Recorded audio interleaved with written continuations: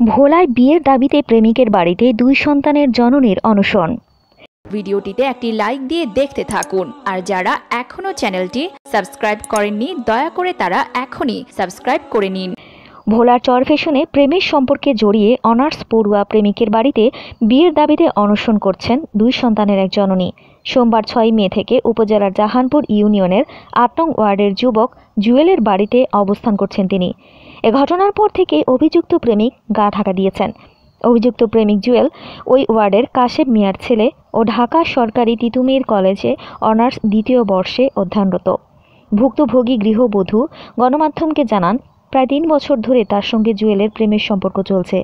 এরপর বিয়ের প্রতিশ্রুতি দিয়ে বিভিন্ন সময় জুয়েল শারীরিক সম্পর্কের জন্য গৃহবধূর বাসায় আসা যাওয়া করত।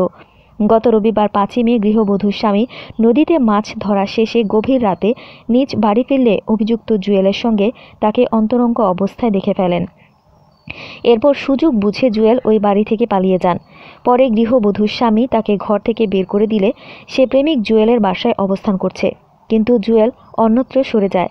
গৃহবধূ আর বলেন, জুয়েল আমাকে বিয়ে না করলে আত্মহত্যা করা ছাড়া আর কোনো উপায় নেই। এ বিষয়ে অভিযুক্ত জুয়েলের বাবা কাশেম মিয়া জানান, আমার কোনো ছেলে সন্তান নেই, আমি জুয়েলকে নিবাদি করে দিয়েছি, তার যা ইচ্ছা তাই করুক। তবে অভিযুক্ত জুয়েল পলাতক থাকায় তার বক্তব্য পাওয়া যায়নি।